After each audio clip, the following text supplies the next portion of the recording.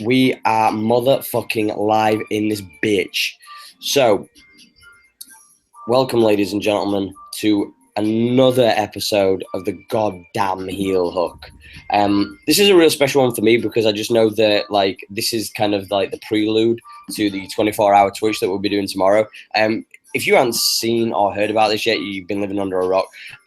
Basically, me and Eddie, we're raising money for a charity called Calm. It's a suicide prevention for males. It also helps families that have been, affected by suicide within their family and whatnot, and friends also. It's a great charity. They do 24-hour chats. You can speak to people anonymously, and it's just a great cause because a lot of guys don't want to speak about the subject.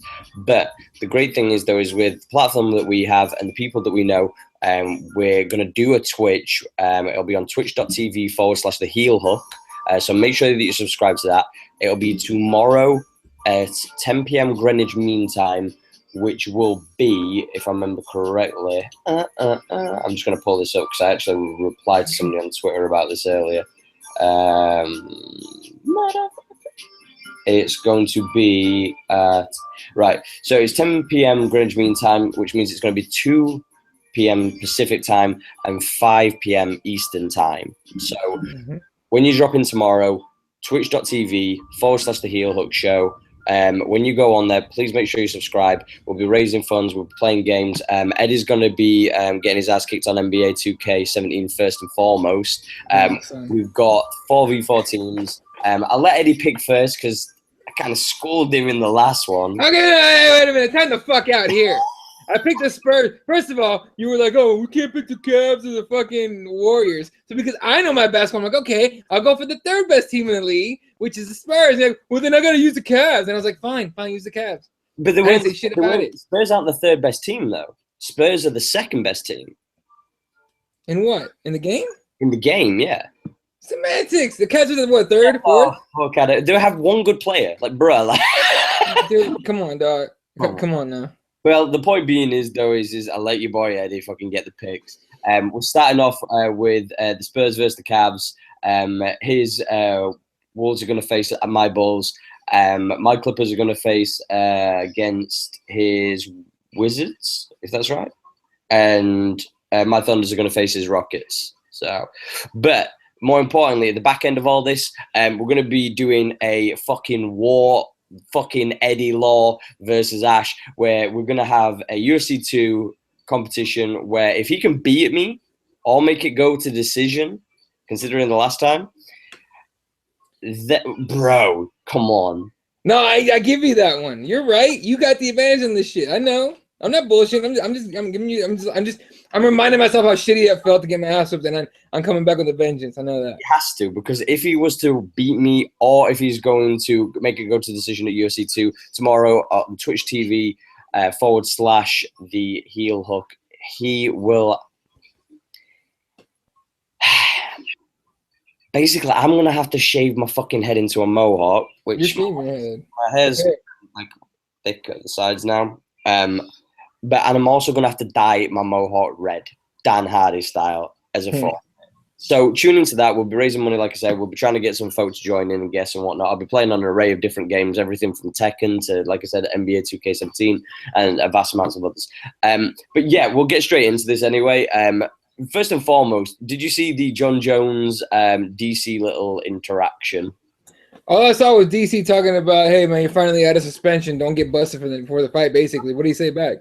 As far as I know, I don't know if this was a fake account, though, that somebody put about make sure that you check the records. So I don't know if that was a fake account. I don't know if that was Izzy. I didn't retweet it or anything because I don't want to hype. For y'all who don't know, Izzy's a notorious fakers of accounters. So yeah, he's that guy. But again, like I say, I think it's going to be interesting the more it goes to it. But John Jones seems to have just like locked himself in a dark room and just stayed away from everybody. And I'm happy about that. I don't want to see John Jones do shit other than train. John Jones found a dark place in his head, like fucking GSP. And so now he's ready to come in and fucking, throw down. But look, it's all shit talk, and it doesn't really work against John Jones. When's the last time shit talk worked against John? All you did was piss him off, right? Anyone that's ever talked, when Chael Sonnen was talking shit about John Jones, How bad did Sonny get his ass whooped for most of that fight? And even with a broken fucking toe. Do you know? Even with a broken toe. Even with the had Chaelson and held on for that round, he might have been the light heavyweight champion for at least that night. You know what I mean? Yeah, for sure. As soon as John Jones comes back there with a vengeance, though, that's the problem. Oh, right. But that's all Chael wanted to do is be able to call himself champion for a night. He hasn't been able to do that. So. Well, he's the champion of the gangster weight, apparently, so we'll roll with that one.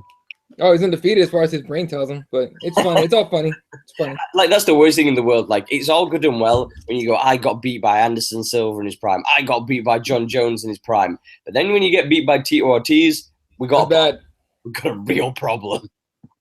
Yeah, it's pretty fucking bad, dude. You know what I mean? Like, it's fucking crazy. I don't know. I had to laugh at him because I wonder, and I don't wonder. Never mind. He's not gonna get to that point. Conor McGregor won't get to that point. You know what I mean? No. 100%. He won't. He'll leave the game before it leaves him. Basically, just then the game's gonna leave him if it hasn't already. It's just a crazy one, though, because I think that, like, you were talking about people on Twitter, you were talking about people, if you don't like Bellator, automatically you're a hater. And it's like, I agree with you. Like, there's some people, if you say anything negative about any company other than the UFC, you can talk about the UFC, you can hate on the UFC as much as you want. If you talk, like, a little bit of criticism about any fucking other promotion, you're a hater. And it's like, well, that's not cool, man. Because at the end of the day, it's like, if you want to see others improve, you point out flaws. Well, and that's the whole idea. And you and I have been talking about this for a long time. Bellator's making every fucking mistake that the UFC made at the beginning. It's like they weren't watching these motherfuckers. You know what I mean? And so it's look. It's not just because it's criticism doesn't mean it's hate. Exactly. Hate is if, for example, they go, well, fuck Scott Coker. Why? Just because fuck him, he's fat. That's hate. Okay? if someone goes, you know what I mean? Fuck Scott Coker. Why? He fucking made Tito vs. Chael the dumbest fucking fight ever. It's rude. You're not making the best argument possible, but that's criticism, really. You know what I mean? And this is what it is. That's why when people said, people were getting mad when others were saying like, oh, I'm not paying for that pay-per-view. That's bullshit. Oh, you're not gonna pay for it, bro, but you're gonna pay for that, this UFC, that UFC. It's like, well, dude, UFC's kind of, they've been doing it for a while. They at least give you something. But Bellator is weak. Well, that was a weak fucking pay-per-view, to be honest. Exactly. And the key thing was, though, is I know this sounds really, really bad, but at the end of the day, that Bellator NYC was absolute trash. It was absolute garbage. And at least I could say when I'm watching the UFC pay-per-view, neglecting judges and all that kind of other stuff, 9 times out of 10, the UFC, if it's a bad show, it's only because it's poor due to the competitors during the fight and they have like a boring fight. Because let's be honest, the nerves competing in a UFC debut or in a UFC event are 20 times bigger than competing in a Bellator event.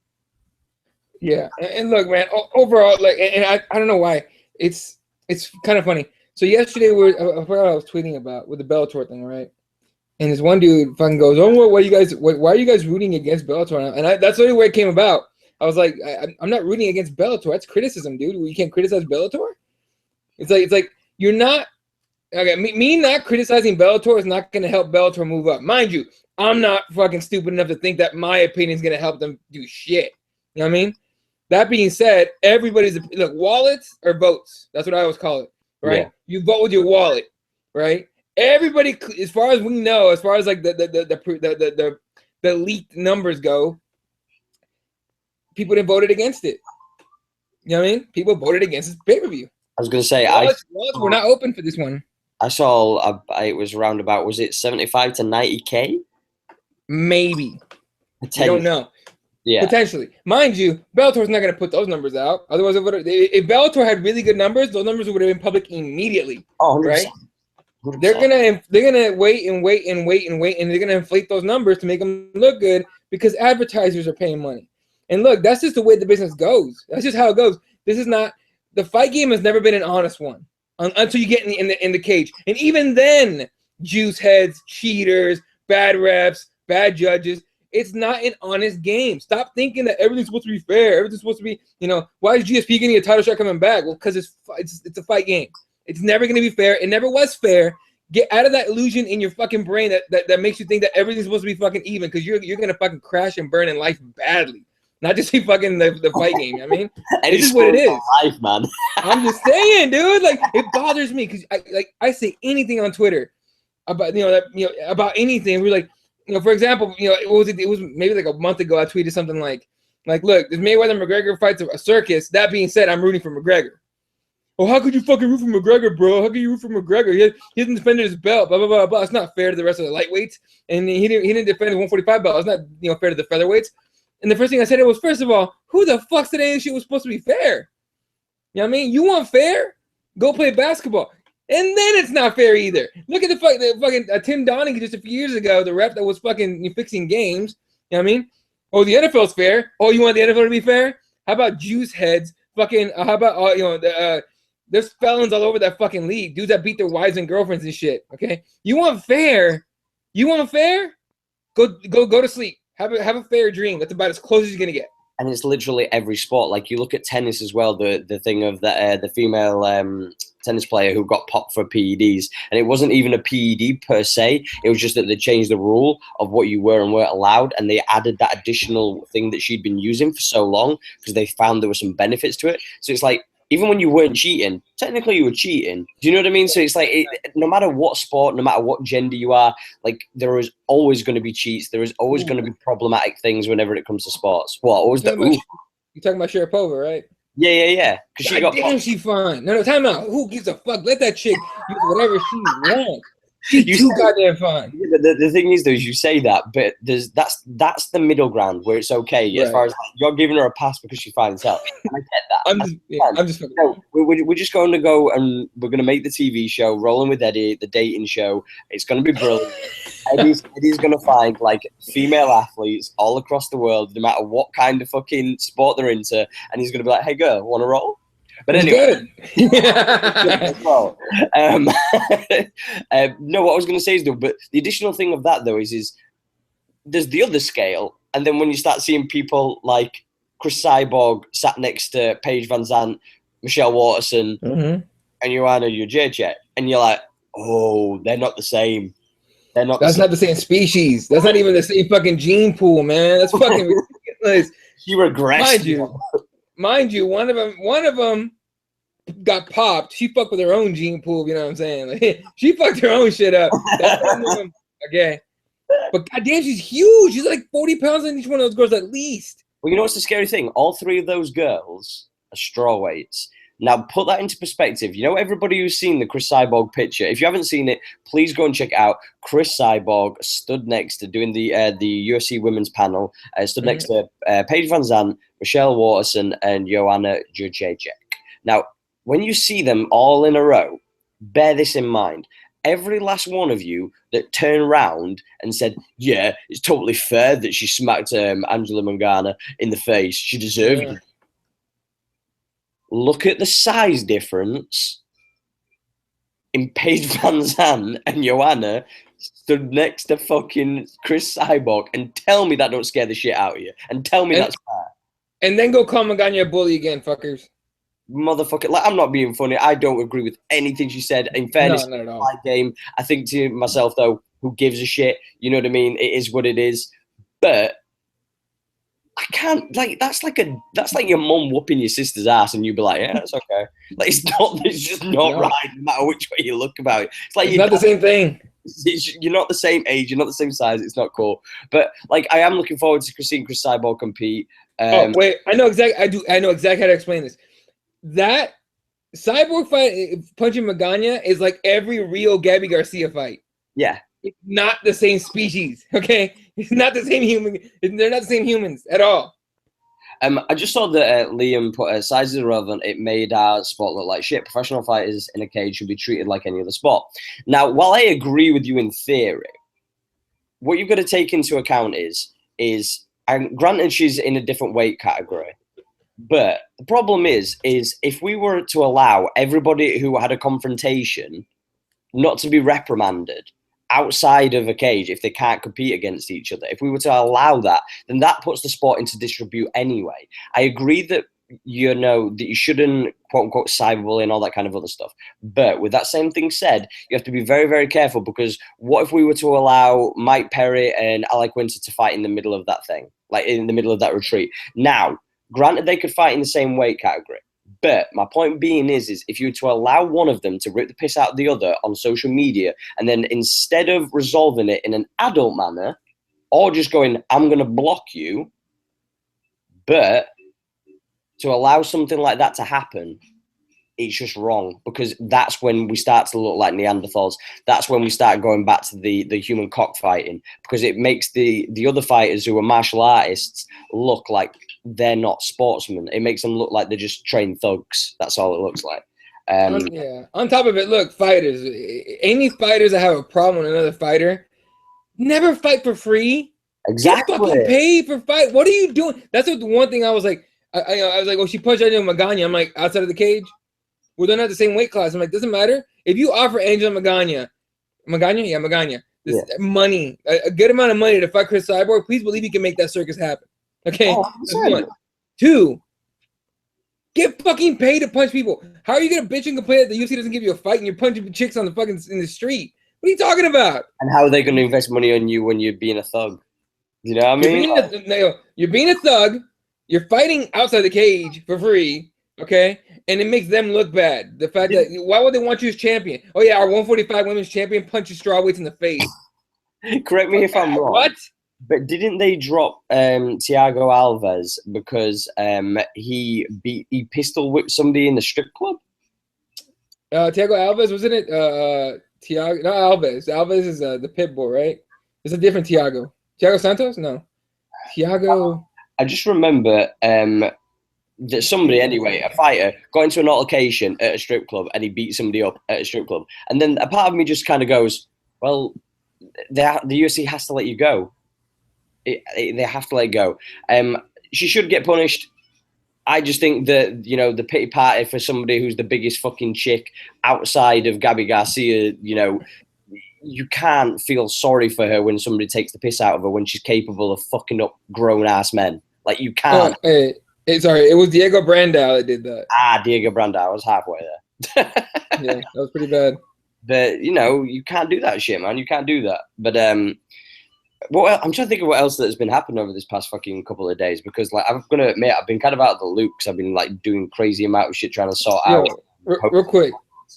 Diego Brandao pistol whipped somebody in a fucking stripper club in Albuquerque, New Mexico. Yeah. Look, no offense to Dave Rodriguez, one of my guys on my team from the Advocates. What the fuck are you doing in a strip club in fucking Albuquerque, bro? That's the last place you want to go find a chick. Get out of here with that shit. Get out of here. Fucking Diego Brandao out of his mind. No, he did that because he's crazy. That's why he did that. Crazy fucker. That's a fair one. That's a fair one. Well, like, what I want to do is with this card, we'll pick a few fights from the prelims. The prelims for me are a little bit weak. This card, I'm not gonna lie. Personally, that's just my personal opinion. I think the main card's stacked. I'm really looking forward to the main card because I think that there's so much depth to results. There's so many different things that could happen in this. I think it's one of the closer main cards that we've had in recent times, though. As far as the main card goes, actually, other than the what's that one fight? The Curtis Blaydes fight. Yeah, other than that, the card's pretty good. I don't understand why Curtis Blaydes and how do you say his name? Omielanczuk, whatever. We'll roll with that. Whatever. The other guy. I'm pulling up the card on my phone. The other guy. I don't understand how they how that fight is on the main card, but let's even find them. Yeah, Daniel Omielanczuk against Curtis Blaydes. I don't get that one. But I mean, look, fucking Werdum against Overeem. Like you're probably gonna get a title challenge out of that one. Pettis Miller is a fucking legit fight. I'm more pumped than anything for Romero Whittaker. I think that fight's gonna be fucking sick. And Nunes VS Shevchenko should be exciting. I don't know if it'll be. I don't know about that fight's gonna hit like what I think is gonna Romero Whittaker's gonna do. But I do think it's gonna be a good fucking fight, especially because they actually dislike each other a bit. And all the questions are there. Had that last fight gone more than 3 rounds, with Shevchenko won, which I think she would have. Problem is that was a 3-round fight. So you can keep saying, "Oh, it didn't go another round, I would have won." You can say that if you want to, but you sound kind of dumb because it didn't go past 3 rounds. Yeah, it's kind of like that thing of, like you said before, what would have happened if Chael Sonnen had gone the entire first round against? Exactly. He would have won, but he didn't. So it doesn't make a fucking difference. What would have happened if Chael Sonnen had attacked that weak ass fucking triangle from Anderson Silva? He'd have been the champion. But guess what? He fucking did. So who gives a fuck? Yeah. Exactly. I think though, there's going to be some interesting fights. Like you said there, Muhammad and Jordan, that's going to be a good fight. Thiago Santos is fighting as well, like you said. I like the Travis Browne Oliynyk fight. Alexei Oliynyk. That's a good fight, I think, for him to like prove that he still belongs in the UFC. I think Travis gets fucking finished again, though. I think he's gonna go. I think he's gonna go. He's gonna go to the ground. Now, mind you, and I think Olynyk's gonna take it by some kind of submission. That being said, Travis Browne did bury the hatchet with Josh Barnett, and he went over with Barnett to train. So Barnett's training based on that catch wrestling shit. That's catch can wrestling, whatever. That's kind of what Barnett's game is. And that's what Travis Browne went to go train with him on to get his ground game ready for Oliynyk, because Oliynyk will take his ass down, and we'll try to get him on the ground. Yeah, the boa constrictor, the nickname, that's the one. Oh, dude, who is it that has that Team Constrictor shirt? Fuck. Dude. I'm gonna have to find. Dude, I've been wanting to find one of those, and I can't believe I don't remember his name. But he can't. It's like I know someone in my mind. It's gonna come out as soon as the show's over. I guarantee it. But he has this shirt called Team Constrictor, and I was like, oh, I want that shirt. Holy shit, I want that shirt. But oh man, I'm gonna try and find it anyway. So who you got? Travis Browne felt like that on Oliynyk fight. Who am I going for? Who am I picking? Who you gonna pick? Oh, I'm picking Oliynyk by submission. Yeah, same here. I'm gonna go with third round though. I think he wears him out. Yeah, here's the thing about Travis Browne. Ever since he fucking started dating Ronda Rousey, and not the fact that he's dating Ronda Rousey, it's the fact that he went to Glendale Fight Club, to GFC with fucking Edmund. Remember he used to have that footwork as a heavyweight. People used to compare his footwork to Dominic Cruz's footwork at heavyweight. All right, this is a former basketball player. In basketball, your game is footwork. You learn footwork because that's what you need. You need hip movement, all that shit. And that he brought that over to striking. He was a killer heavyweight. Dude, I maintain, had he not gone to GFC ever and stayed where he was, he might have already been champion by now. You know what I mean? I thought he had his ceiling was super high before he fucked that up. It's such a shame as well because it's one of those fall from graces. And additional to that, it would have been beautiful to see a John Jones Travis Browne fight. God, that would have been sick. Like the prime, like Travis Browne, the foot movement, the good in and out striking. It'd have been so interesting as well to see how we've known John Jones to obviously struggle with people the same height as him. So for them to have the good movement and the good striking as well, it'd have been real sick to kind of see that heavyweight difference as well with that a little bit more power as well. But I just think. Real quick side question on that. Oh, go on the John Jones thing. You just said John Jones has trouble with people his height, right, or his size and height. To a degree, we've seen that he struggled with. Right. So here's my question on that. People have been going, I want to see Gustafsson against Jones again. I want to see Alexander Gustafsson against John Jones too. I don't, and here's why. Okay. John Jones has so much off time, and Alexander Gustafsson has taken so much damage within the same time period that I don't think it's even competitive. With that same thing said, would it be fair to say that the drugs and everything else that John Jones has admittedly done, they can eventually catch up upon him also? It's a good point. We'll find out soon. He's fighting DC. That's the thing though. That's going to be a cardio thing. I'm just meaning the wear and tear on the body. Like that. That could be one of those things where they do say that taking certain kind of drugs and drinking and stuff like that can obviously give it can affect your health, especially with the brain and whatnot. So it'd be very interesting to kind of see. And granted, as well, Gustafsson's had some rough moments, but in his last fight, he barely took anything. Very true, but I do remember Rumble Johnson sending his head into fucking orbit from the ground. What the fuck? And that's the other interesting thing. Is that going to be something where, granted DC didn't get finished in that first fight against Rumble, but that hit still hit. Do you know what I'm saying? So it's going to be very interesting with him getting older as well. I just think Gustafsson's got a lot more time because he's not as old. So I think that he's still got a lot of fight left in him. It's just going to be very interesting to kind of see what John Jones we get. Like, are we going to see a fucking jiu-jitsu John Jones? Because that'd be the sickest thing in the entire world. The biggest I would like it, but fucking throws you down, he Kimura's you, and like, what are you going to do?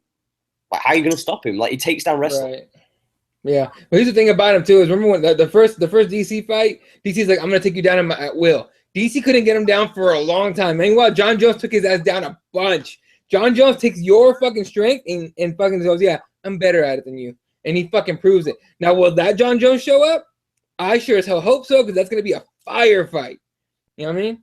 But I don't know. It all kind of depends on like you said, when John Jones shows up. So yeah, sorry, that was a bit of a tangent, but I was wondering about that. Like, in fairness, though, I do agree with you. It's a kind of one of those things that you want to see it rerun because you want to see what has changed.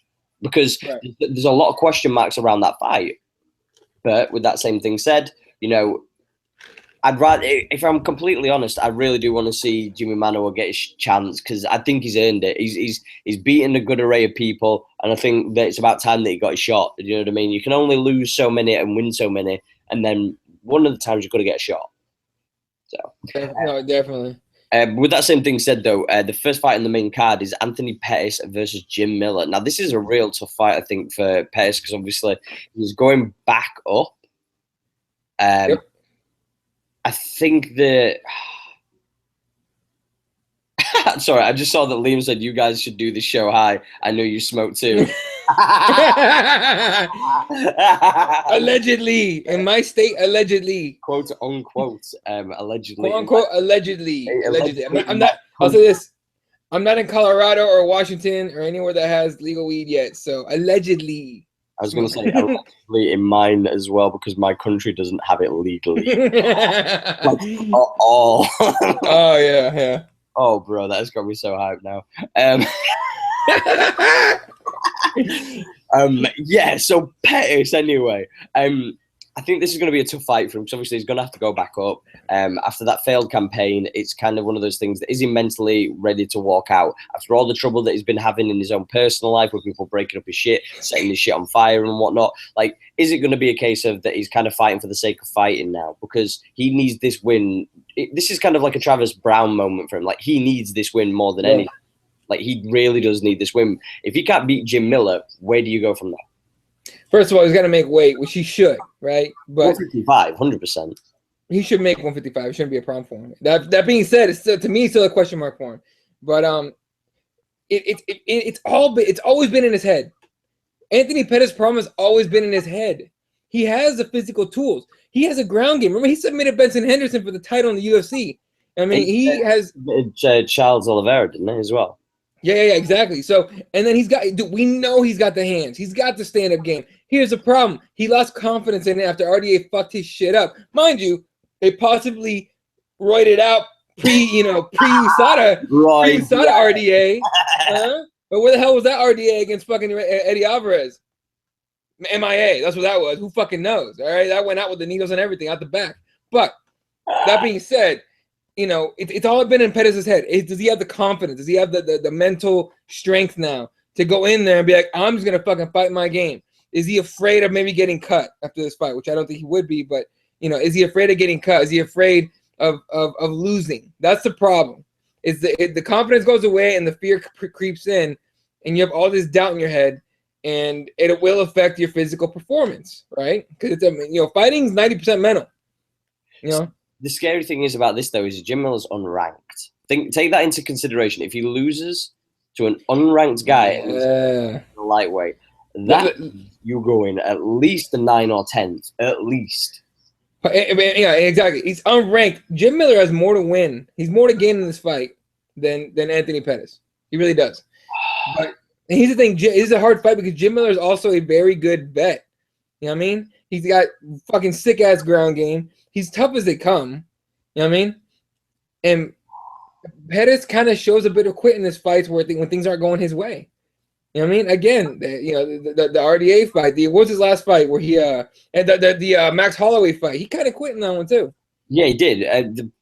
I don't know. It's the thing is for me with Pettis is the only thing that I worry about this is he seems to be susceptible to certain kinds of shots. And Miller seems to have those tools in his arsenal. Additional to that, I think that Miller could take him down and quite easily grind him out and maybe even get in a submission in this fight as well. And that's the thing, too. Jim Miller is a grind out, in-your-face pressure fighter. As far as getting him on the ground anyway. He will. He's one of those guys where, like, he gets you down. He's got the wrestler pressure, right, that he puts on guys. He's not a crazy wrestler, but he's got that pressure that wrestlers bring, the weight, the size, and everything. But it's just, again, honestly, to me, To me, this is Anthony Pettis' fight to lose. Like, he should win this fight. Not easily, but he should win this fight. It's up to him whether or not he gets in there and fights like Anthony Pettis or gets in there and fights like, you know, pre-USADA RDA Anthony Pettis. I'm going to go with Jim Miller winning by grinding out decision. Like I said, I'm taking Jim Miller too, but this is a fight for Pettis to lose, and I think he will. And that's going to be the story for him. I mean, look, luckily for him, mind you, I like jiu-jitsu guys, so I like Jim Miller anyway. But I've always been a fan of Anthony Pettis, man, for real. But at least his brother isn't fighting on the same card as him. That's always been bad luck for that dude. Do you right? Okay, I'll say this is a question to throw out there, and you guys who are watching right now, leave it in the comments so you can let us know what your thoughts is. Would you say that Anthony Pettis, guys, if you want to comment who you think is the answer to this question, do you think that Anthony Pettis is the most what's the word? The biggest letdown when it comes to potential?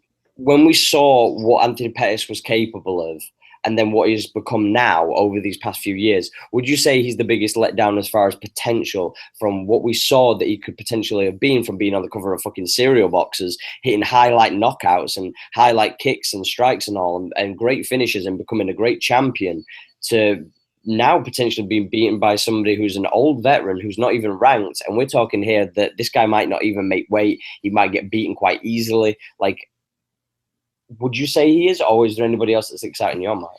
Look, when you put it that way, I'd say he's at least up there, right? I mean, it depends on what, like, and a lot of people are going to disagree with me, but it depends on how John Jones comes back.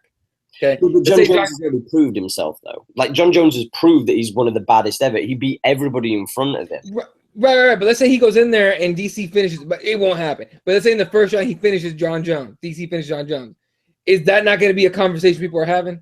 No, lost potential. I don't think it's a case of lost potential though, because it would have been his technically first ever loss. Do you know what I'm saying? Like, that's a good point. Okay, I see what you're saying. I see what you're saying. At the end of the day, like, if John Jones came back, lost to DC, and then he fought against Gustafsson and lost against him, then he lost against fucking, I don't know, whoever's fucking fourth in the fucking UFC rankings, and then he ends up, you know, doing a Travis Browne, then we can say it's lost potential. Yeah.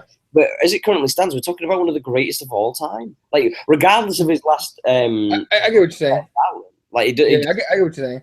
Like, I think he's one of the greatest of all time, and until he, you know, loses 2, 3, 4 fights in a row, you can't really say otherwise. Like, even GSP lost like once or twice. Do you know what I mean? Yeah. Here's the thing about, you know what, the way that when you put it that way, yeah, Anthony Pettis has to be like one of the like biggest falls from grace. I mean, fucking hey, he came in, finished. First of all, I mean, has anyone punked Benson Henderson that bad? Fucking take his belt from WEC and then take his belt in the UFC. You know what I mean? And you know, it's you know, he's one of the most exciting champions we had. I mean, exciting. This guy was exciting. He was that guy that the Just Bleed fans loved. 100%. You know what I mean? They loved because he went in there and knocked the shit out of somebody, finished him, right? That body kick on fucking Cowboy Cerrone, like, come on. That was one of the most sick things that I have ever seen in my. You literally saw Cowboy go, nope, not today. I'm going down. Yeah, I'm out of this shit. Yeah, he drops and then he finishes him, and that was it. So, yeah, I would say, man, especially when you talk about the cereal box thing, no one had done that yet. Not even Ronda Rousey had done that at that point yet. Getting on the Wheaties box, getting he had a bunch of sponsorships and shit. You used to see Anthony Pettis everywhere. Now you don't see him anywhere. Like, he's nowhere. You know what I mean? I completely forgot he was on his card. I'm not gonna lie to you. I forgot until about a week ago that he was on his card. I was like, what the fuck? Anthony Pettis is fighting? Who's he fighting? And someone told me Jim Miller. And I'm like, oh shit, that's not good. That's really so not good. Man. It's so awkward when you start forgetting who. Like, I'll be completely honest. I totally forgot that Fabricio Werdum and Alistair Overeem were on this card. I'm not gonna lie. That's the thing, though. Like, I didn't forget because obviously, you know, the guys on my team, the Advocates guys. Jesse's out of LA, and he's kind of a fan of the Cordero guys, the Kings of MMA guys. Fabricio Werdum's one, and then Dave's in fucking New Mexico. He's the Jackson's guy, and so it's like, you know, he kept telling me about Overeem. Oh, he's been training jiu-jitsu and all sorts of shit and the ground game and whatnot. And I'm like, he better be. Fabricio's a bad motherfucker. Overeem needs to keep this on the motherfucking feet. The thing is, though, is like, with that same thing said, it's a weird thing because we've kind of seen Werdum kind of add a weird kind of Muay Thai like kind of clinch style where he kind of Right. puts forward and he adds a really good clinch game. But then to the same effect, Overeem's got a really sick traditional style with that. So they kind of nullify each other. I think the key thing, like you said before, is if Werdum can take this to the ground, that's going to be the biggest advantage he has. I don't know. I think it's been a long time since we've seen Werdum compete. Mm-hmm. And I think that he's already got one foot out the door.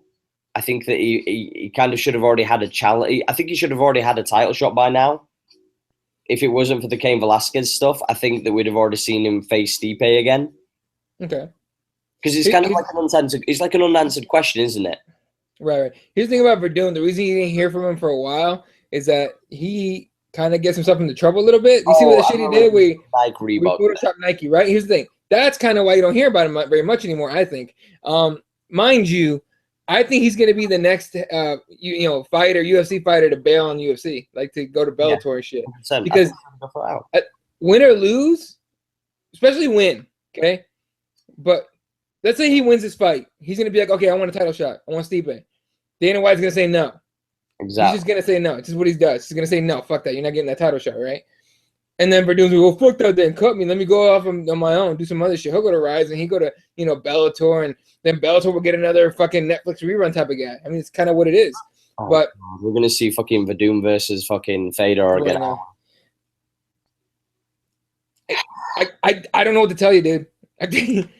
Mind you, Bellator, and I don't want to get back into it. It's real quick. I don't want to get back into the whole Bellator fucking discussion. But Bellator having all that young talent that they're not promoting. And all they're doing is taking former UFC guys and promoting the fuck out of them.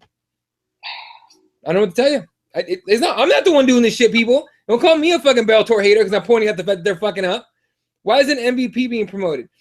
You know what I mean? Shit like that. But anyway, I digress. I don't want to see Werdum for Fedor again either.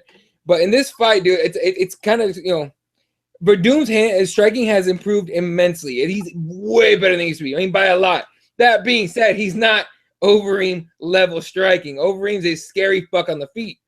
So I think he stands with him for a while. First of all, I don't think he will, but I really hope he comes out with that fucking flying kick again, because that's entertaining as shit to me to see a 6'8" or whatever. I think how tall is fucking Werdum? Like 6'4", tall enough to not jump off the motherfucking floor and dunk. That's how fucking tall that guy is. That being said, I hope he does it anyway, but I don't think he will.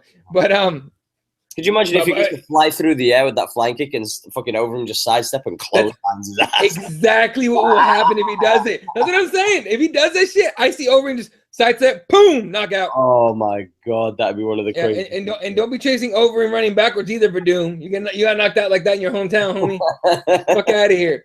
When he was chasing Stipe, first of all, Stipe heard him right before that punch. Yeah. He heard him earlier, okay? And then instead of composing himself, getting his shit together, or shooting for a takedown, this guy's chasing Stipe all over the fucking, the cage. And Stipe knocks him out going backwards. What the fuck, dude? What are you doing? Like, God damn it. Don't chase this guy when you're fucked up. See, the worst do Conor McGregor. Reset. The worst thing about this fight is, though, for me, is that don't do that quote. I'm just fucking with people. Because every time I do that, I inevitably get a bunch of tweets. Oh, fucking, you hate Conor. And I'm like, dude. Yeah, he was jogging away, but we don't want to get into that. But I was going to say, that's a whole fucking episode before. But the thing is, though, right, is that either way this fight plays out, I don't think either faces fucking Stipe next. I really don't. I think Dana White's had it with, or not Dana White, but the UFC kind of had it with Werdum as far as like. But Overeem as well. Like that was only two. Oh, Overeem? That was only 2 fights ago. And he got knocked out. Like, badly. Yeah, I don't. Badly. Yeah. Let's say this: Werdum with a win is closer to a title shot than Overeem with a win. I think either one of them will end up having to fucking face either Cain Velasquez or the winner of the JDS Francis Ngannou fight. If Francis Ngannou starches JDS, believe me, whoever wins this fight between Overeem and Werdum is facing Francis Ngannou for the #1 title, the #1 contendership. That is what's the next fight, in my opinion. And I'd be okay with that, honestly. I want to see Francis Ngannou prove himself. Like, he's getting a big test in JDS. Look, people are saying, oh, fucking Ngannou's gonna, JDS is gonna die. Like, JDS is like death fight.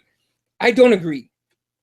That being said, even if Ngannou beats JDS, that's great. That's a good test for him, right? I think JDS is going to give him a really good test. And let's say they do Ngannou Overeem. It's way more exciting to me than Ngannou Werdum. Because I think if you put Werdum in there against Ngannou, I think you're setting Ngannou up for failure. Yeah. You know what I mean? Because hey, look, double leg takedown and give me your arm, dude. It's my arm now. I'm taking it. You know what I mean? I'm taking it home with me. It's literally what is gonna happen. Unless you train jiu-jitsu just like I do. It takes fucking a long time and hours upon hours of mat time to get things down. And Ngannou's not gonna be able to do a 3 or 4 month camp or whatever it is and have enough jiu-jitsu to stop Werdum. He's not going to be able to get that standing Kimura on fucking Werdum like he did. Yeah, right. Werdum was at home laughing his ass off, saying that, like, this motherfucker, I think it's gonna work. Get out of here. Get out of here. He's like Damian Maia when he started using his hands, it started getting some success. He's like, oh, I'm a pretty good striker. No.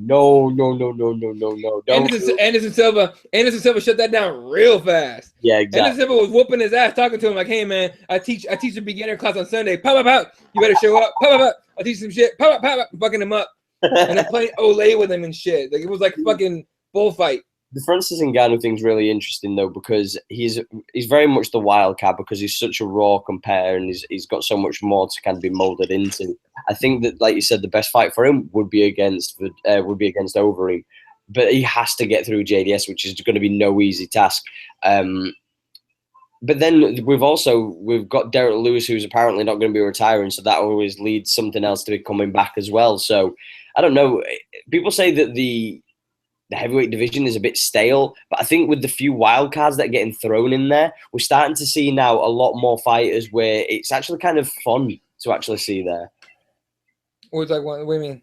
In the kind of sense of like throwing these wild card fighters like a Derek Lewis, like Francis Ngannou into that division, it kind of adds a new dimension to it. Like, even with just 2 fighters, all the different things that we're talking about, most of the fighters that we're not necessarily bored of seeing, but we're getting reruns now. This is the trilogy fight between Overeem and fucking Werdum. So it's like, we've seen this fight so many times, but now we're talking about what could happen after this fight with the new blood that's coming into the heavyweight division. So Liam asks an interesting question.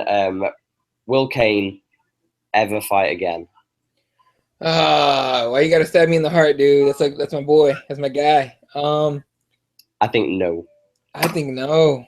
I mean, look, he just fucking, first of all, he fucked himself over. That was it 207 or whatever he was supposed to fight, and he goes, I can't stand for longer than 10 minutes because of my back. Does that sound to you like a guy's gonna fight again? That sounds like a tap out to me, bro. That sounds like a guy that knows his time is pretty much up and he wants one more fight for the paycheck. Do you think do you think we're actually going to see him fight, though? Do you think we'll see one last fight out of him? Look, I think he'll fight one more time. You know what I mean? And it's interesting to see if it's going to go like UFC 200, where he pieced up Travis Browne with fucking crazy new techniques. You know what I mean? Or are we going to see, Kane all fucked up, back all hunched over, no cardio anymore because he can't run or work out or anything, and he's going to go in there and get slipped the way he got, get choked out like, against Werdum. He's such a huge question mark. It's a big question mark. That being said, I'm rooting for the guy. I hope he comes back and fights and they give him a title shot and he wins that shit and then he rides off. I hope so. It's just his body's failing him as far as what we know, right? And it sucks. And it's not like AKA doesn't have a fucking history of like injured fighters. Him, Khabib, everybody. DC, you know what I mean? So will he fight again? I'm gonna go with a very caution, yes. I think we'll see him fight one more time at least. I'm gonna say a big fuck no. He's never gonna fight again.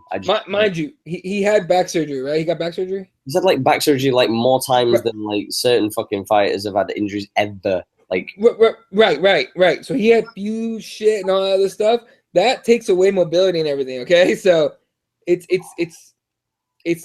I'll say this: he's on borrowed time as far as fight career goes. He's on borrowed time. So your pick for the Werdum Overeem fight? What are you going with? How you see this playing? Who are you at? I think it's gonna be, man. This is sad. It's gonna go decision, and Overeem's gonna win. I'm gonna go with Overeem, and I'm gonna go with a second round knockout. I just think that I don't know. After Werdum got fucking smacked by Stipe, big knocks like that from heavyweights, I feel as if over time, after taking too much damage, I feel that you always lean towards the striker because it always stands on the feet. And I think that Overeem put in a clinic on Marcon, a clinic. And I just wonder if Werdum is capable of getting Overeem to the ground and closing that down. And if he does try and close him down, will he get slept like he did against Stipe? So I'm going to go with the second round KO for Overeem. Okay. Here's why I say decision. Because Werdum doesn't want to get knocked out, so he's going to be cautious. And Overeem, in his last fight, was very cautious. He was he reset every 5 seconds and shit. So it's like, it's going to be one of those, like, first round's a feel out. Okay, they're feeling out first round. Second round, you can start hearing the boos. Third round, they might try to do something. But I think Overeem's going to try and just score points on the feet and then get away from the ground game and probably take a decision. But, you know, hey, look, if it's when we watch heavyweights fight, we don't want to see a fucking decision. Like, we don't want to see a heavyweight fight go decision ever. You know what I mean? Fucking A. So, no, let's fucking get a finish here. But I don't think we're going to fight in high elevation either. Fuck that noise. No heavyweight should ever fight in high elevation ever again. Yeah, every time it's like, oh, we're going to Denver, Colorado, and the headline is heavyweights. I'm like, God damn it. Like, do you hate money? Do you hate money? Yeah. You hate ratings and views and fucking audience numbers and pay-per-view buys? Because God damn it. Oh, shit. Speaking of heavyweights, the next fight, I ain't even going to try and touch the guy's last name, but Daniel versus Curtis Blaydes. Oh, Daniel, I'm going to go with Omielanczuk. That sounds correct to me. Daniel Omielanczuk against Curtis Blaydes.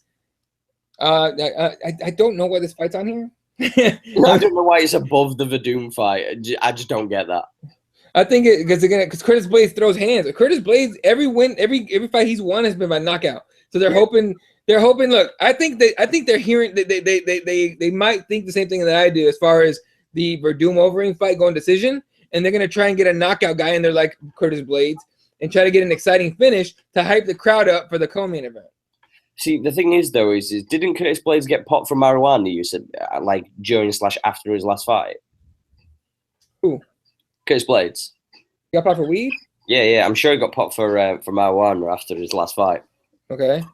So I'm kind of like wondering if that has anything to do with how he fought in his last fight, in the sense of, you know, medicinally and kind of like the healing of your body and whatnot. Will that have taken an effect on his body? And if he's not been using it this time, or if he's been skeptical of using like any kind of recreational marijuana or medicinal, whatever you want to reference it as, will that have an effect on his body when he competes in this next fight? Because obviously he's training a lot harder. He's training at an actual MMA gym now. He did for his last fight, and that was the first time he'd done that. And then he got popped for marijuana as well, which we know can be used for obviously medicinal purposes and healing. So a part of me wonders if he's not going to be using that as much, if he hasn't found a substitute to heal his body as well, will he be feeling the effects of doing a proper MMA camp per se? I don't think so. But I mean, they're heavyweights, dude. They don't go jogging. Like, no, I know that. You can tell by Curtis. No, but I know what you're saying. But like, they're not putting miles on their bodies the way the other guys do. Who are the oldest fighters in MMA? Heavyweights. You know what I mean? So will he go in there and maybe feel that the fact that he was able to heal up after the camp or whatever? Maybe. But that being said, his job is to throw his fucking giant size, head size fucking hands at somebody and finish him. And that's what he does. That's why you want to watch Curtis Blaydes, because he wants to knock people out. So will it affect him? Possibly. I just don't think it'll matter. I don't know. I think that with the massive 6-inch reach advantage, that's the thing that really leans me more towards Curtis for massive bombs, like you said. I'm gonna go with Curtis, and I'm gonna go with the first round knockout, just because I'm feeling froggy. So I might as well leave. I'm gonna go second round knockout because Omielanczuk is gonna be running, or I'm sorry, resetting. So he's going to be dad walking. He's going to be dad running. So he's going to be doing he's going to be dad running away from that reach for his first round. In the second round, when he loses that first round, okay, in the second round, his corner's going to be like, you got to do something. You got to win this one, and that's when he's going to put himself in danger of getting knocked out. Oh, damn. Just before we jump into the next fight, guys, please make sure that you like this video and subscribe to the channel. Once we get to 100 fucking subscribers, we can make sure that we can do a fucking custom URL. YouTube are being bitches. They won't let us do it till we get 100 subscribers. So please, tell your friends, motherfuckers. Yeah, exactly, guys. tell friends, tell friends, tell the cousins, tell the auntie. But make sure that you subscribe to this channel so you can keep up to date. Also, we'll be dropping mini videos and many other more. And make sure you like the video as well and share this with you. And tell the girl whose DMs you've been trying to slide into. All right, just fucking all the girls. Roll with your girl. I got a show. And he's gonna become Mr. Steal Your Fucking Girl. That's what he's gonna Oh shit. Fuck, motherfucker. With that same thing said, we'll go back to arguably the most scariest man in MMA when it comes to old folk. Yoel Romero is gonna be facing Robert Whittaker. Dude, the scariest thing about Yoel Romero, I don't know if you've been watching those UFC embedded shows. Okay, forget he's a physical specimen. It doesn't even make sense. Okay, it's ridiculous. He's insane.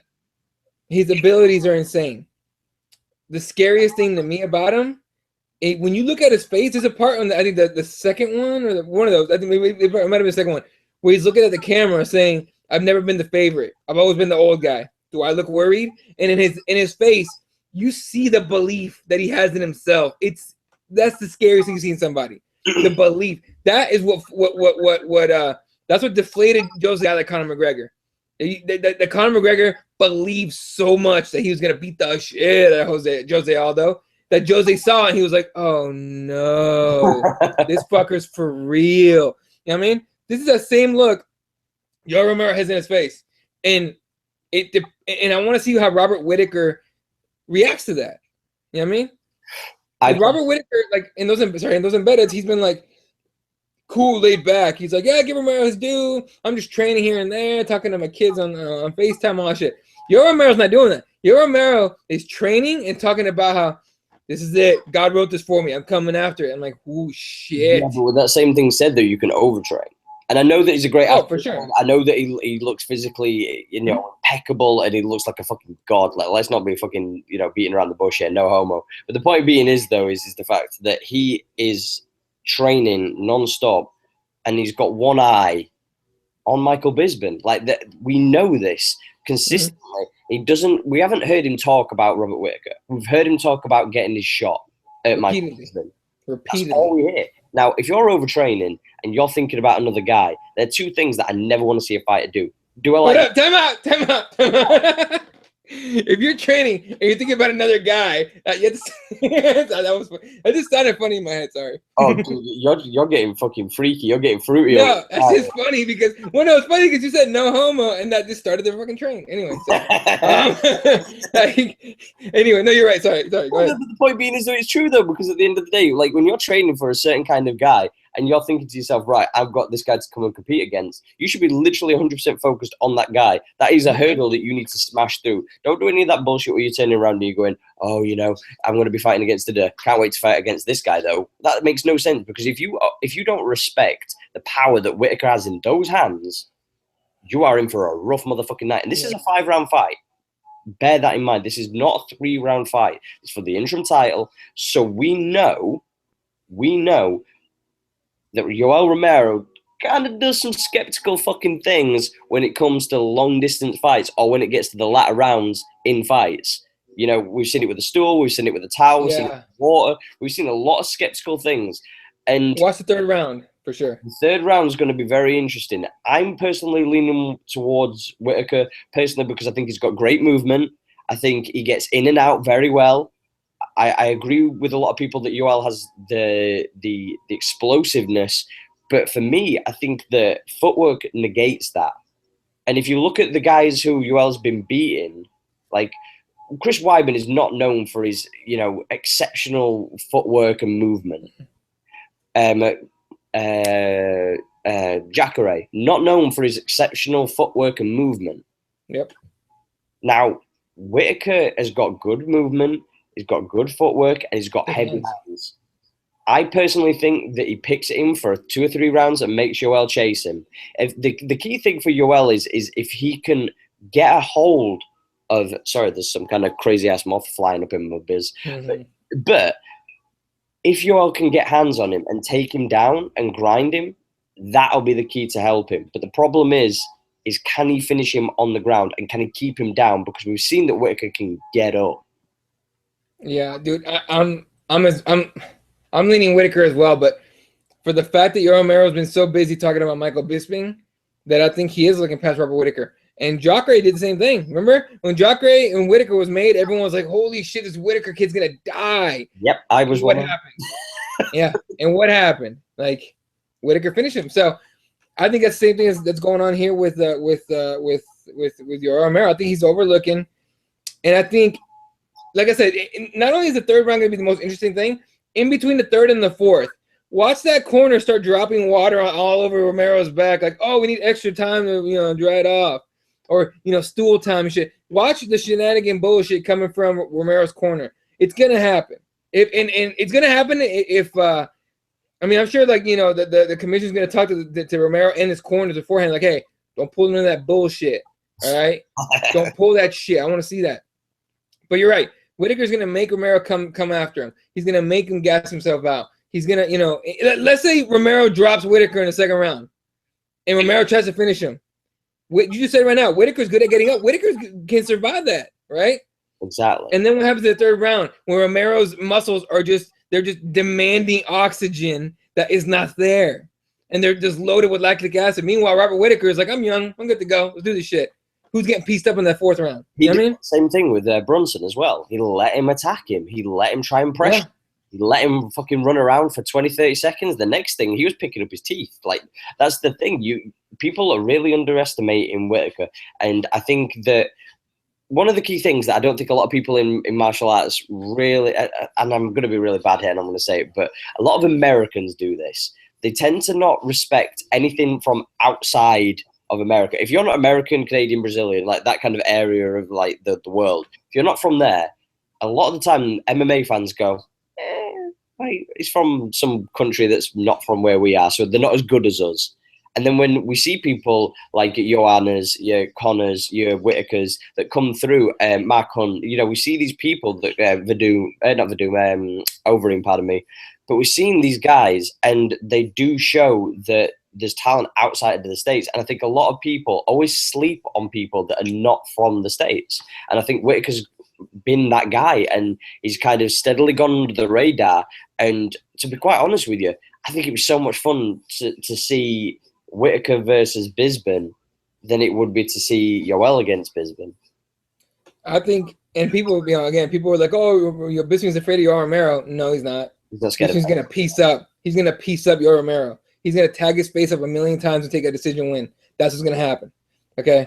Bisping's going to beat Romero if they fight. I think so. I'm seriously siding with Bisping on that one. It's basically because Bisping has fucking wheels and Romero doesn't. And Bisping can get, you can rock him, right? But he's hard to finish. Mind you, okay, so back to the American thing you were saying. Remember Luke Rockhold against Bisping? Yeah.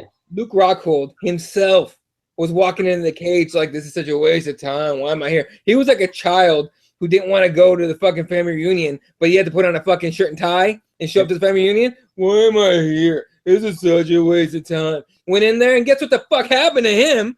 You know what I mean? So that's, that's kind of the mindset. You're right. In most fight, look, the reason why you guys have to go to like a pay-per-view in London or wherever at awful fucking hours of the who knows when is so the Americans, us, can watch it at a fucking reasonable time.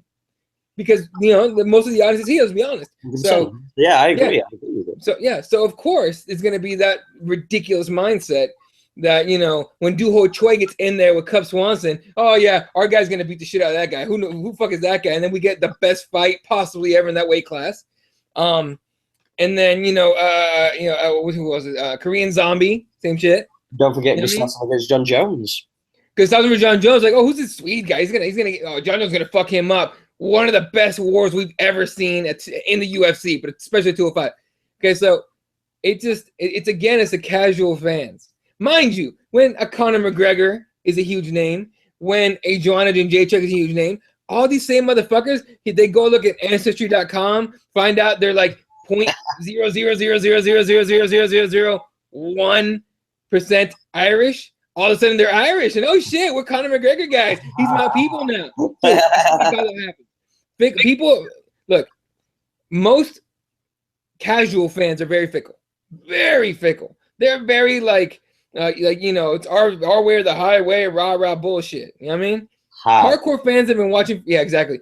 Hardcore fans like like us. You and I are fans of Ho Choi. Neither one of us is Korean. You know what I mean? You and I were fans of Anderson Silva. Neither one of us is Brazilian. Not even close. You know what I mean? But because we understand this shit and we take, we're not at that, it's us or it's us or nobody type of fucking mindset, right? So it's a culture thing, to be honest with you. And people are gonna, they get pissy if they want to about it. It's a culture and it's human nature as well. But tribal as fuck. Like we're all tribal as fuck. Like exactly. 100%. We're about to turn this into a Joe Rogan podcast. Go ahead. If we had another 2 more hours, I'd say yeah, but I ain't about that. Tower 7, bro. I'm saying look into it. Dude, don't even get me started because there's so many conspiracy theories going on with our government at the moment. It's ridiculous. So here too. Yeah, well, yeah, I understand that, but like everything's kicking off in our country. Like every other week, there's some. I'm just like, oh god damn! And the worst thing is, we're a small country, so it's even worse because it's happening too often. Margaret Thatcher, where you at, bitch? No, that crazy lady, dude. I was reading up. Sorry, I'm gonna fuck this up. Sorry. All right. I was gonna say just one thing on that. That bitch is so crazy. And you want about Theresa May? Oh, you want about Margaret? Sorry, Theresa May. Theresa May. My bad. The new version of Margaret Thatcher. That's it. No, you know what? That's why that name came out of my face right now because I was talking to somebody else about it and they were like, they're the same person. I'm like, how are they the same person? They're different people. Like, dude, they're so similar. It's scary. I'm like, ooh, geez. Oh yeah, it's not a good look. But we'll digress off of that because otherwise we will do a podcast. You know what? Right, one of these days we need to just do a non-MMA podcast and we'll just shoot the shit. But fuck yeah, dude. That's for another day. It'll probably be what ends up happening tomorrow at twitch.tv /The Heel Hook. We're doing a 24-hour live stream for a charity fundraiser called The Calm. We'll be playing video games against each other. We'll be playing NBA 2K17 and we'll be playing UFC 2. If I lose at UFC 2 or he takes a decision, I will shave sides, make a mohawk, and I will dye it red like Dan motherfucking Hardy. Live on stream. Prepare to do that, sir. Yes, that's going to be Pacific. That's going to be 2 p.m. Eastern. That's going to be 5 p.m. and it's going to be 10 p.m. Greenwich Mean Time. So make sure you check that out tomorrow. Let's go to the main event though. The main motherfucking event because I'm so excited for this fight, and I don't usually say that when it comes to Nunes fights because I always kind of overlook them because I always think that one person's going to win. I usually side against Nunes, but for me, this is such a more close-knit fight considering how far Nunes has come over this past, what would you say, like year and a half? Yep. But for me, I do favor still, I still favor Shevchenko just because I believe that she's got the better footwork. I think she can negate the takedowns, and I think that with the southpaw stance, I think it's going to be very difficult for Amanda Nunes to use her jab and then throw that right overhand. I think that it's going to get checked a lot with that left hook, and I don't with the right hook. Sorry. So I think it's going to be very close. But for me, I think Amanda Nunes just comes short, and I'm going to say that in the 4th round, Shevchenko gets the W. You got Shevchenko taking a W on that? I'm so close because the thing is I really do believe that Amanda Nunes has the power in that hand to start her in the 1st round. Mm-hmm. I really do. That's the thing. This is why I love this fight because it's so close for me. But whenever you go with somebody who can potentially knock somebody out or somebody who's better technically and can outlast the other person, I always kind of feel that you're always trying to force the knockout. And the one thing that they teach you in striking is never force the knockout. Be patient. Always be patient. Let them come. Play your game and let them come to you. I'm taking Shevchenko. And here's the problem. Here's why, dude. And you're talking. Yes, Amanda Nunes has improved immensely. She's fucking way better than she used to be. That being said, Miesha Tate and Ronda Rousey. Foot out the door, both. Finished them both, right? Both had the foot out the door as well, though. It's for me personally. I think right. But Miesha Tate's a wrestler. She's got serviceable hands. Ronda Rousey's a judoka. Yeah. She's got no hands. She fought people with no hands. She's about to fight a chick with all the hands. Oh yeah. And all the kicks and all the techniques and all the clinches and everything. Now, if the fight goes to the ground, does Amanda Nunes have a leg up? For sure. But every fight starts on the feet, and you get sweaty. Okay? And Shevchenko has been. You got to give Shevchenko her credit. She's been training as well with Namajunas, with Doug Rose, who is fucking sick on the ground. Okay, so it's not like she's been ignoring that part of her game. No, she's on that shit as well. Right. So I like Shevchenko, and I'm not saying it's a finish. I would like to see a finish. If there's a finish, it'll be 4th, 5th round. Yeah. And obviously we don't have the usual fucking this is why we watch MMA moment, which is crazy 1st round knockout from somebody. But I think it'll be a late finish if it's a finish. But I think it goes to decision, man. I think it's gonna be a decision, and it's gonna go Shevchenko's way because it's not a 3-round fight; it's a 5-round fight. And I think Shevchenko's got all the tools necessary to win. That being said, I don't overlook Amanda Nunes because she has mad power. I mean, you remember seeing Ronda's head snap back and Miesha Tate's head snap back every time she hit her? It was like crack, crack, crack the whole time. Like, whoo, shit. You don't want to see nobody in there that you like or that you care about it with Amanda Nunes in there. You know what I mean? Nobody. You don't see no loved ones in there, nothing. But Shevchenko's no punk, dude. She's going to get in there. She's going to throw hands. She's going to land him. I think one of the other key things as well, though, is it seems that Shevchenko's a little bit in Amanda Nunes' head. And yeah. Why I think she's going to pressure really deep. She's going to push forward, and I think that's why she's going to end up losing that gas real quick. There's a reason Amanda Nunes put her fist on her face and then pushed off. Yeah. Remember last time we saw something like that? Mr. Conor McGregor throwing it. Nate Diaz put a fucking nice little stance on his ass, and he was like, "This fucker's facing him, motherfucker," and you knew Nate was in his head. It's the same or similar, very similar thing. Holly Holmes as well. Exactly. Ronda Rousey gets in there, like, I fucking know you, bitch. She's just trying to hype herself up, piss herself off. Not working. Didn't work. Got knocked out. You know what I mean? So look, like I said, 90% mental, 10% physical is what fighting's about. My opinion. I'm sure everyone's heard that before too, but yeah, dude, I think you're right. I think Nunes is a little head scrambled here. And I think that's why she pulled back a little bit. Like she didn't come out and start talking shit about Shevchenko. You know what I mean? All she said was, I already beat this girl. I beat this girl. And that's about as far as she took it. Because I think she realized, oh, shit, I got to calm myself the fuck down. But, The one thing I hope doesn't happen is if Amanda Nunes wins, I hope we don't have to hear I told you so. Because the worst thing about Amanda Nunes is the fact that she always says, I told you so. Like, I knew I was going to do this. I told you I was going to do this. And it's like, that doesn't endear you to the fans whatsoever. If you turn around and say, told you we're going to beat someone, everyone's like, oh, you're a prick. Like, nobody likes a know-it-all. Nobody. Doesn't matter if you're the greatest fighter alive. If Anderson Silva would have turned around and gone, I knew I was going to knock him out. I knew I was going to knock him. You're like, oh, you're an ignorant prick. I hope you get knocked out. That's the kind of thing that I look with Amanda Nunes as far as, like, her being portrayed in the media as far as, like, MMA and whatnot. I just don't see her being pushed the way that she should. If she was humble and she was nice and she was polite, we could have been.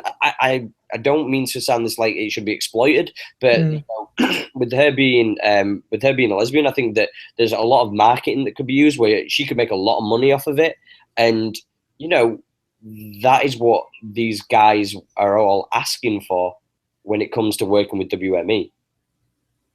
Yeah, look, dude, I don't know. The talk part is annoying, right? A lot of, as far as martial arts fans go, right? Like a lot, especially when McGregor came out, the most hate he got, or the people that hated him the most, were people who were like, "This is what martial arts is about." They're supposed to just talk shit. Chael Sonnen got the same shit. You know what I mean? But the game's changing. Like I said, WME-IMG's in the building now. They're entertainment. WME-IMG has never been a sports organization ever. They're entertainment. That's how they always been. You know what I mean? So we gotta fucking, I don't know. For example, I got this shit right here. Sorry, you can't see it on the screen. It's the dates for the Mayweather-McGregor press tour. Yeah. This isn't a press tour. This is an entertainment tour. Yeah. You're going to get shit talk and build up and all that shit. I mean, we're talking July 10th, 11th, 12th, 13th, 14th. It's 5 straight days. LA, Houston, Toronto, New York, and then London. Okay? Fuck you guys for not coming up north. Go on. Make it drive, dude. Make it drive. It's like 200 miles. Shut the fuck up. What are you talking about? Oh, shit. You are kind of far. Yeah. Never mind. Don't bother. You'll be all right. Just watch it on YouTube. It's not going to be that big of a spectacle, believe me. Like, there'll be a lot of people there, but no one. I personally, whatever. We'll talk about it later. But it's entertainment, dude. It's entertainment. But you're right. I mean, for example, literally when you said the whole, I just don't want to hear Amanda Nunes say I told you so. I looked on Twitter for a second and someone tweeted out, I can't stand Yoel Romero. Yoel Romero's been doing this whole, God God already laid this plan out for me. I'm gonna be champion. I know it. I believe in God and all sort of stuff. That irritates some people. This is what it is, you know. But I don't know. I don't want to hear it either. I'd rather hear Amanda Nunes be super great, you know, be a graceful winner. But if Shevchenko wins, I mean, then what do you expect? You know, I mean, what's Shevchenko going to say? I knew it was going to beat her if it was one more round. Yeah, but the thing is, though, is for Shevchenko, I think she'd still be humble afterwards because she's been humble when she was trying to speak before. She's always been very calm, meticulous, and very articulate in a point. And that's the thing that kind of, I think people have. When she put that hand on her, she turned around and goes, she gives me one, I give her 20 when I see her next. And you're like, oh. Yeah. Oh. Yeah, that's that Fedor-esque type of demeanor where he doesn't say shit. You can say whatever you want to him, he just stares at you because he knows, and he knows that you know what's coming at you, and it's gonna be fucking scary. So yeah, Shevchenko's got that fucking like demeanor to where it's like, look, say whatever you want, do whatever you want. We still got to get in there and fight, and you're forgetting that. I'm not. You know what I mean? It's going to be some crazy shit, but I'm looking forward to it. Do you know, I know this is kind of something we'd usually talk off of, but do you know when you're going to be kind of coming through to do the UFC? Because we're going to be doing 2 parts, aren't we? We're going to be doing the 10-ish kind of thing where we're going to be doing the NBA. When are you going to be dropping in around your time to do the UFC? When I'm man. I think we talked about doing that after the card? Or are we doing that before? Yeah, so what time does the card finish for you? Fuck, I don't know, dude. Let me see when it starts. I know it'll finish at like 4 my time, AM, so that would mean that it would be like 8 p.m. your time. Would that be right? It'll be late. No, I'll be later than that. Let me fucking pull it up. All right, so tomorrow night's card, the main event or main card starts at fucking 6 p.m. 7, 8. Was it 5 fights on that main card? God, that's gonna mean it's gonna be like a 7 o'clock fucking finish, that one. For you, yeah, it'll be like 7 a.m. for you. It's gonna be like, for me, it's gonna be like 9:30, 10 o'clock maybe, depending on, and it depends. And here's the thing: if it was a pay-per-view, if this was a pay-per-view tomorrow night, it would be different because if finishes, as soon as someone gets finished, they tell the next fight's up, hey, you guys got 10 minutes or something like that. Yeah. On television, they got those times already figured out. So if someone gets finished, you get 45 minutes of commercials and Kenny Florian telling you some shit you don't care about. You know what I mean? It's just kind of what you get. And then Karen Bryant going, it's going to be an amazing fight. And then it's a boring one. That's kind of how it works. So it's going to be like 10 o'clock, dude. Right. So it's going to be 10 o'clock your time, which means it's going to be about 6 o'clock my time. Yeah. So, yeah, that'll be 1 o'clock Eastern then, and then that'll be 10 o'clock Pacific, won't it? Yeah. Right. Cool. So make sure, again, guys, we're doing a 24-hour live stream tomorrow on Twitch. That's twitch.tv/The Heel Hook. Make sure you tune in. We're raising money for a charity called CAM. We're about 25-30% into his target. So make sure that you check it out. The link's in our Twitters. It's on Eddie's. It's on mine. It's on The Heel Hooks. So if you're on Twitter, it's Ashley Lamprey. If you're on The Heel Hook show on Twitter as well, but make sure you follow Eddie at Elaw31. I want to give a quick shout out to all the sponsors as well. You can pre-order the new Bane rash guard. So make sure that you pre-order your new rash guard. I can't deny it. Like, I've been asking them about this rash guard since they first dropped their new lines, when they started dropping the t-shirts, the mugs, and all the new stuff, the spats that they've been doing. But check it out at bainstore.com. That's BAIN store.com. And when you do use the pre-order, or if you buy anything on there, use the code with the heel hook, you'll get 10% off. So make sure you get all your jiu-jitsu and athletic apparel from bainstore.com. That's BAIN store.com. Use the code word the heel hook, all one word, for 10% off the entire order. Secondly, make sure you check out Huel. Huel is a company that does Nutrient Complete bars, and they do shakes too. They just dropped a new flavor of shake, which is strawberry and cream. They do all kinds of flavors though: banana, toffee, chocolate. They do all kinds of cool stuff. The one thing that I really do enjoy is the bars. The bars are legit as fuck. I don't have breakfast because I'm not one of those big eaters in the morning. I like to kind of feel a little bit light when I'm working through my day until I feel hungry. So they put you on until you need to eat later. These are not meal replacements. These are just to put you on until you get to the point where you are hungry and you can make yourself a meal, goddammit. So don't be stupid and trying to fucking just live off of shakes and shit, because that's not good for your health. And check them out at Huel.com. That's HUEL.com. Lastly, even I can't even count today. This is because I'm all mentally prepared to kind of stay awake. So I'm going to be up for another 3 or 4 hours just so that I can sleep tomorrow. Then I'm going to go to work, and then I'm coming back having a little power nap, a little cheeky disco nap, and then I'll be joining all you guys at 10 p.m. at twitch.tv/The Heel Hook. Make sure you subscribe as well. Lastly, Receptural. Receptural do hemp and CBD oils. These are great for your well-being and health. They help with an array of different things, whether it be inflammation, arthritis. There's so much that this particular oil that is a derivative of marijuana can help you with. It's 100% legal because it doesn't have THC.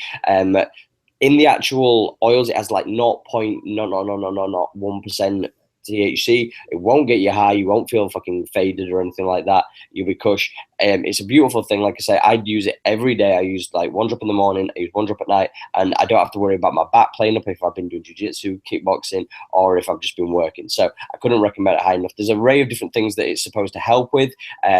You can do your own research. Some people say that it helps with arthritis. Some people say it helps with cancer. There's an array of different things that it helps with. But make sure that you go out and check receptraturals.com. That's RECEPTRA naturals.com if you're in the States.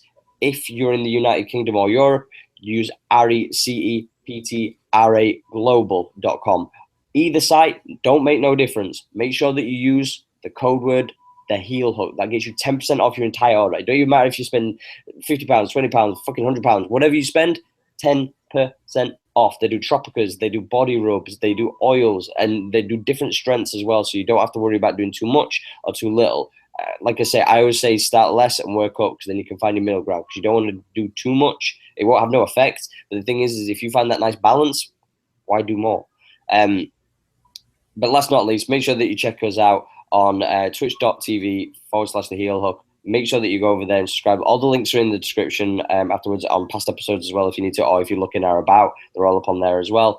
Make sure you follow me on Twitter. That's Ashley Lamprey. That's ASHLEYLAMPREY.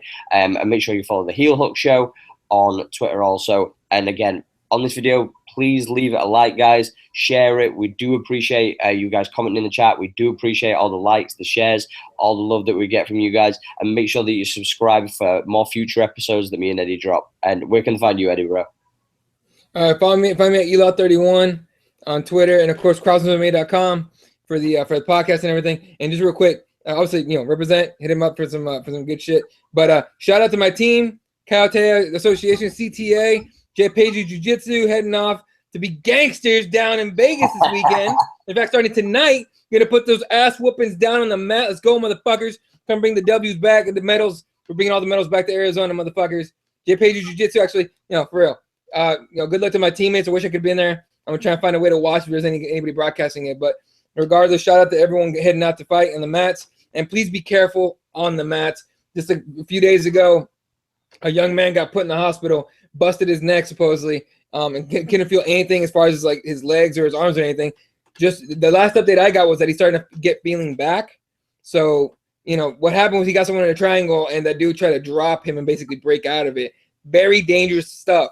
All right. Yes, it's simulated fighting basically. All right. And yes, you're trying to get the tap, you're trying to win, but it's still a human being that you got your arms around, your grips on, and everything. So please do be careful. All right. And don't be a hero. Fucking tap.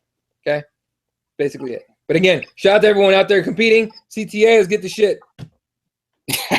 That's all good, man.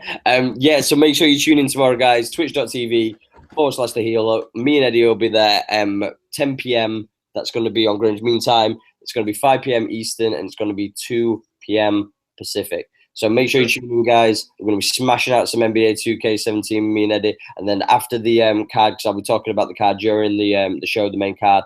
And again, shout out to Matt Diakese, my boy, fighting as well tomorrow at the UFC.